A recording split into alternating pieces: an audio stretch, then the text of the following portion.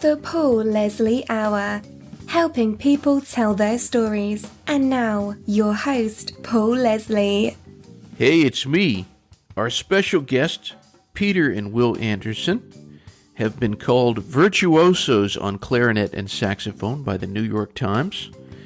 Peter Anderson and Will Anderson are jazz musicians, composers, arrangers, performing and recording artists. They're not only known for their distinct interpretations of classic jazz songs, they also record and perform their own compositions. As you may have noticed, they're both named Anderson, and that is because they are identical twins, which is a first for this program. So it's a great pleasure to welcome these very talented artists. Thank you for joining us.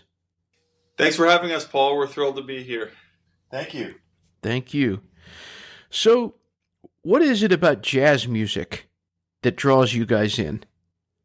Well, that's a great question. We were first introduced to jazz when we were about 7 years old, and our parents are big jazz fans, although they're not musicians. And we were together, and we were watching TV, and there was a commercial on the television, and it was for Chips Ahoy cookies.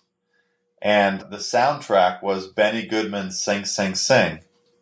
And I don't know if it was the chocolate chips or what was going on in our heads, but we were attracted immediately to the music. And I think, the really special thing about jazz is how individual each voice is, each performer is, and how distinct they become when they kind of develop their own style. So, I say to people sometimes how my brother Peter and I are very alike physically, and there's a lot of our colleagues and friends who can't tell us apart by our looks, but once they hear us play jazz music, they can tell us apart. How interesting. So you all went to Juilliard. Yeah, that's right. We attended and we completed our bachelor's and master's degrees there, and we loved it. What would you say, each of you, was the most important or the most poignant thing that you learned there? Wow, that's a broad question. I think one of the things that we expected to go to Juilliard and learn a lot from all the great faculty members. That's what you pick out your teachers, and you certainly do. Believe me, we had a lot of great teachers. But I would say we learned an equal amount from our peers, the students that were there. And, this is something we didn't really expect when we went there. We were focused on the faculty, but it kind of underscores the whole, our interest in jazz, because jazz, you learn from collaborating with people, from playing with people. You can't just listen to recordings. You have to get to a rehearsal, get on stage, and kind of interact with other musicians who are like-minded, and that's how you learn. So that's the biggest thing I think we learned at Juilliard, was just collaborating with other people our age who are interested in the same stuff we were. That's how you grow. Yeah, I think just to add on to that, part of when we wanted to go to school and leave high school, we really wanted to go to New York City. So just being, thrown into Manhattan when we were 18 years old was an education in itself. Pretty much every night we were out hearing, legendary jazz performers. We were going to jam sessions at the jazz clubs, until 3 or 4 in the morning. And then, at 9 a.m. we had to be at class the next morning. So it was quite an experience, and we were, burning the candle at both ends for sure. I was on your website, and for all the listeners, it's peterandwillanderson.com. There's some pictures of you guys with some very, very legendary people. Quincy Jones, for example. I'm curious, has there been anybody that you can tell us about that you've been intimidated by? Yeah, I mean, I guess when you first move to New York and you're a young kid, it can be very intimidating. And at first, when you first go up to try to meet one of these musicians or something, you kind of make a fool of yourself, and it's very nerve-wracking. But over time, you just kind of discover that all these musicians, they're just like you. They're just interested in the music. They're trying to play. They're trying to have a good time. They're trying to work hard and get better. And there's not so much a divide. I remember when my brother and I first met Kenny Barron, this pianist. We were like, oh, he played on all these Dizzy Gillespie and Stan Getz recordings. He's probably, is too good for us and won't interact with us. And then we discovered he's a great guy. He gave us lessons. He encouraged us. He's a great teacher. And then he ended up playing on one of our recordings. And, still to this day, we remained in contact with him. So you just learn that the music community is just very warm, and it's not as competitive as it seems. People are always willing to share ideas and collaborate. I'm hoping you all can tell us about this residency that you're in the middle of. It's called the Songbook Summit, and it's at Symphony Space. And I'm hoping you can just tell us a little bit about that. Great, sure. Well, yeah, we're currently in the middle of our third week out of 4 weeks at Symphony Space, and we're doing 8 shows a week. And we've decided to showcase 4 different great American songbook composers. The first week we presented Irving Berlin. The second week we presented Jerome Kern. Week 3 is Hoagy Carmichael. And week 4 is Jimmy Van Heusen. So we've picked, 4 of these songwriters who we've been learning their songs since we've been, learning music. And it's really great to really delve into their style and, just their lives and everything that kind of influenced their writing, to kind of just find out more about how they were different and who influenced them and which artists, played their music. And so we're presenting these shows that's, mostly music, but also a little bit historical about the lives of these composers.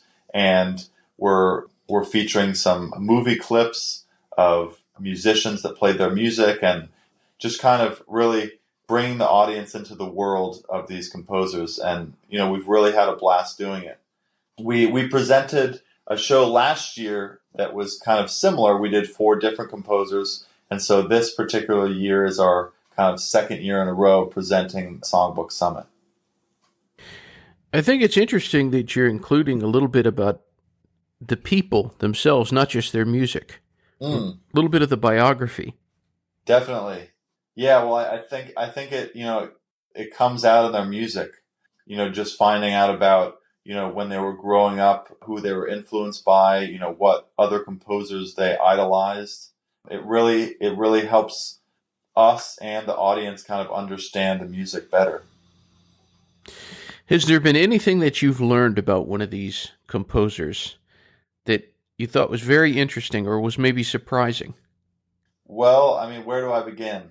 Well, I think something particularly interesting that I didn't know until recently, but a lot of these composers are self-taught, and I think in particular Irving Berlin has an incredible life story.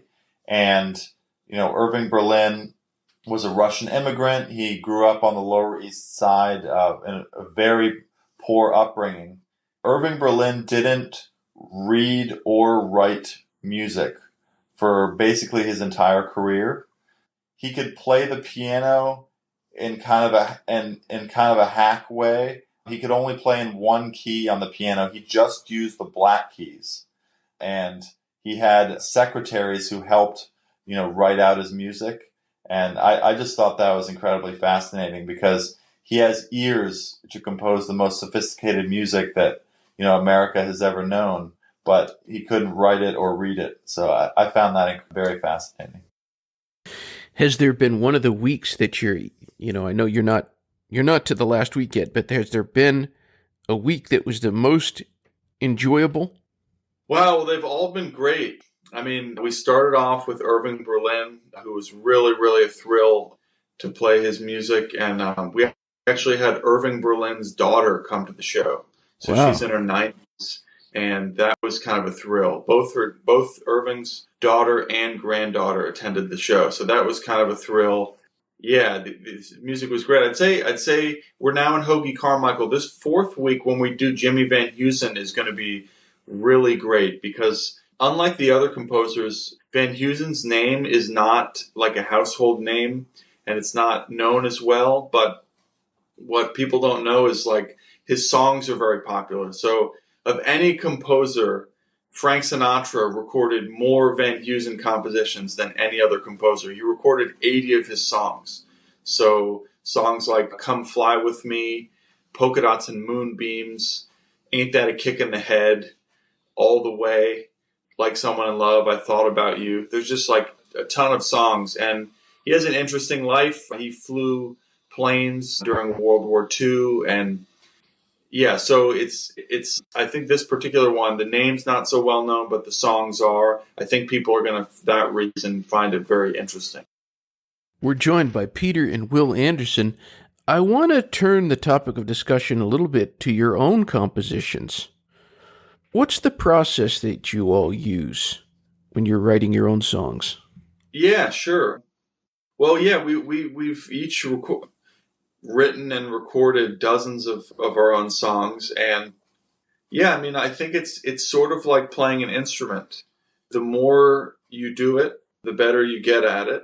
And like jazz, you kind of develop a vocabulary. You know, when we learn to improvise in jazz, it's much like learning a language. You know, we learn the words and the prepositions that connect the words and nouns and verbs and adjectives. And we kind of learn this language, and composing songs is very much like that. Also, like really what we think about when we compose is who are we writing for?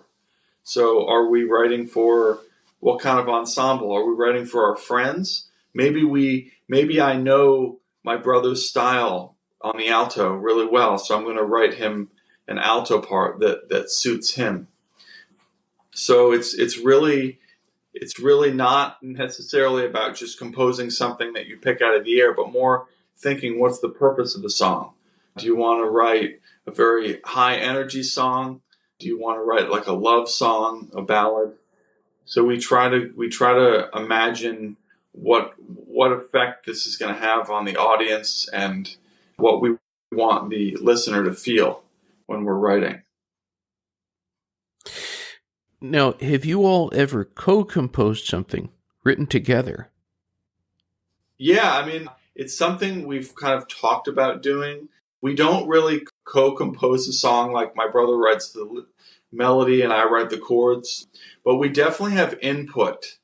You know, whenever we write, we bring the compositions to one another, and Will makes a suggestion about my compositions, and I make a suggestion about his compositions. But I'd say we don't really like sit there together and compose it together. I was going to tell you all something kind of funny. The other day, I was talking to my friend Ronald at this cafe, and he always asks me, "Who do you have coming on?"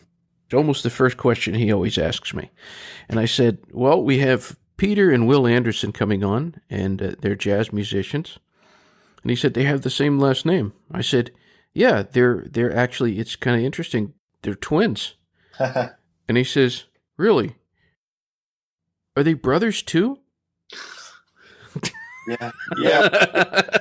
We often get asked, "Oh, are you twins? So does that mean you have the same birthday?" Oh God, you're kidding.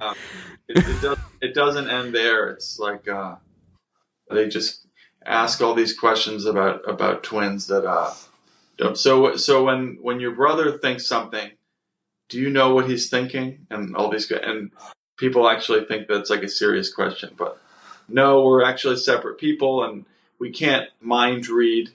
Otherwise, we would be, I don't know, traveling the world and reading people's minds. But no, I think Will and I have like a unique connection because we've studied a lot of the same music. We've had a lot of the same experiences and had a lot of the same teachers and things like that. But we are individuals, and we do have separate preferences. But we do have definitely a big connection in music. You know, we have similar similar influences and preferences. So what's coming up in the future? Are there any aspirations or dreams that you guys are working on? Oh, well, we've got, directly after the show, we're going to be touring the West Coast for about 3 weeks. We're going up to Seattle and Vancouver, and then going all the way down to LA. So that's really exciting. We're looking forward to that. And then another kind of project that's coming up is we're going to be performing with a string orchestra. And for this particular concert, we're going to be paying tribute to Benny Goodman and Artie Shaw, and kind of exploring the aesthetic of their music through strings. So it's going to be, kind of a wide variety of the different music that they performed. And as you know, Benny Goodman and Artie Shaw had kind of a lot of classically infused songs. And so we're really going to kind of bridge the gap between classical and jazz music.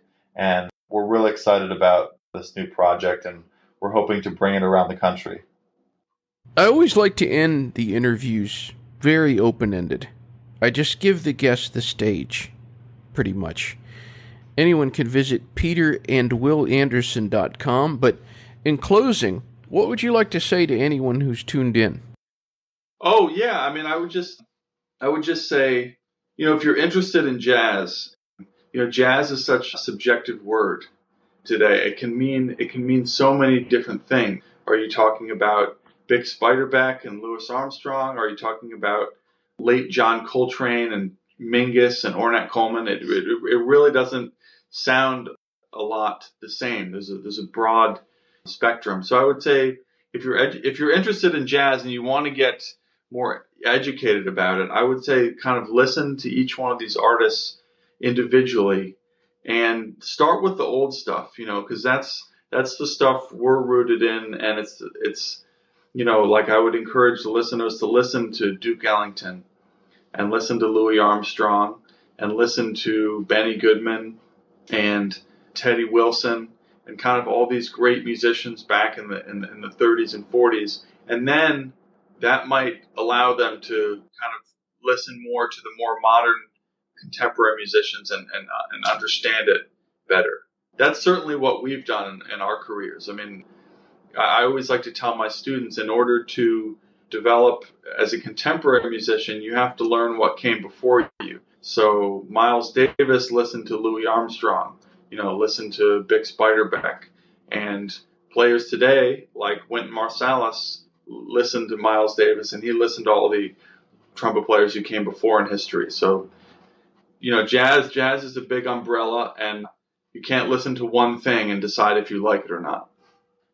Yeah, and just to add on to my brother Peter, I think just like we've been kind of echoing before, I think the great thing about jazz music is that it's so elastic and it's so changeable, and it's why, so many different cultures, from Cuban music to Brazilian music to Asian music, music from all around the world has really changed American jazz. And I think that's why the music has such wide appeal, and it's so great. And I think that, we're up against a lot with a lot of this pop music being promoted so widely around the world. And, we're really trying to educate people about why we think jazz is so special. And, no doubt jazz music, just like classical music, is going to survive forever.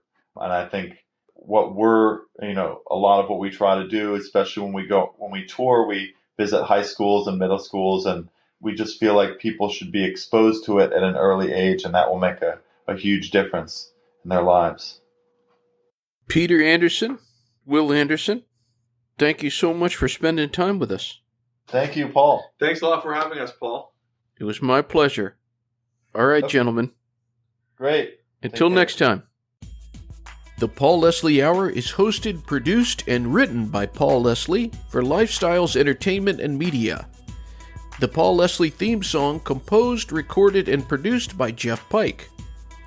Outro music composed, recorded, and produced by John Goodwin, originally appearing in the short film Malukas and Vulnerable Jelly Things.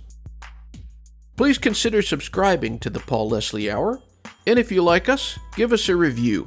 It'll help other people to find this content. All past interviews are also available on YouTube.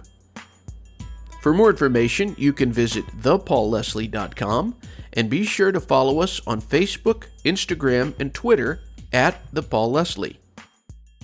Thanks for listening. Be good.